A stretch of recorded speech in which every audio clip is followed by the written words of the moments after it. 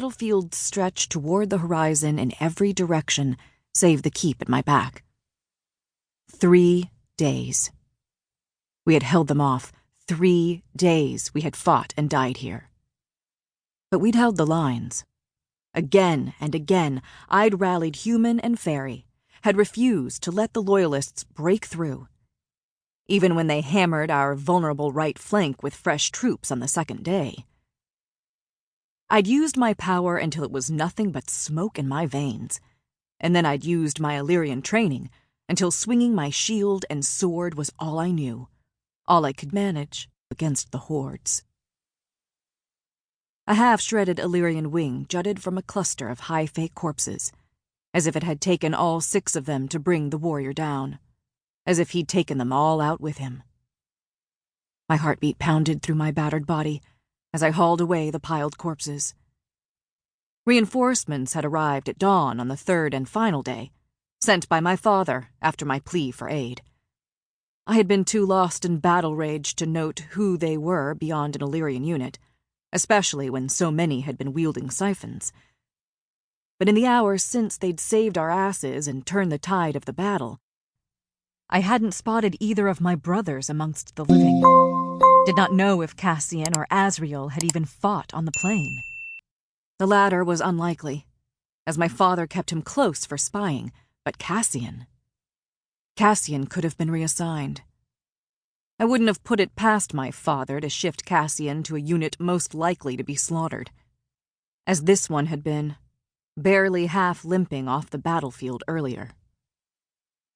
My aching, bloodied fingers dug into dented armor and clammy, stiff flesh as I heaved away the last of the high Fey corpses piled atop the fallen Illyrian soldier.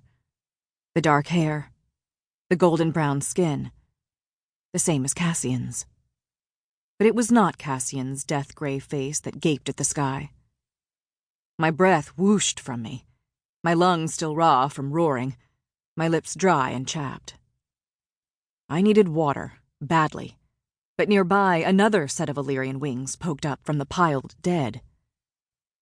I stumbled and lurched toward it, letting my mind drift someplace dark and quiet while I righted the twisted neck to peer at the face beneath the simple helm. Not him. I picked my way through the corpses to another Illyrian, then another, and another. Some I knew, some I didn't. Still, the killing field stretched onward under the sky, mile after mile, a kingdom of the rotting dead. And still, I looked. Part 1.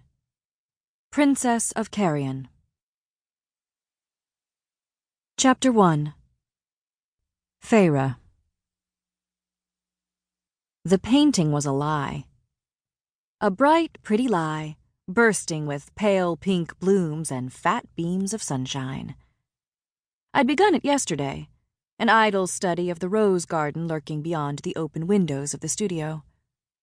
Through the tangle of thorns and satiny leaves, the brighter green of the hills rolled away into the distance. Incessant, unrelenting spring. If I'd painted this glimpse into the court the way my gut had urged me, it would have been flesh-shredding thorns, flowers that choked off the sunlight for any plant smaller than them, and rolling hills stained red. But each brushstroke on the wide canvas was calculated.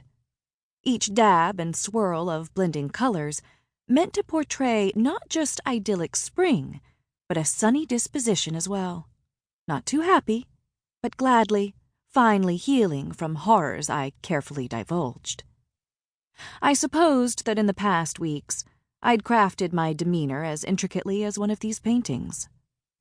I supposed that if I had also chosen to show myself as I truly wished, I would have been adorned with flesh-shredding talons and hands that choked the life out of those now in my company. I would have left the gilded halls stained red. But not yet. Not yet, I told myself with every brushstroke, with every move I'd made these weeks. Swift revenge helped no one, and nothing but my own roiling rage. Even if every time I spoke to them, I No.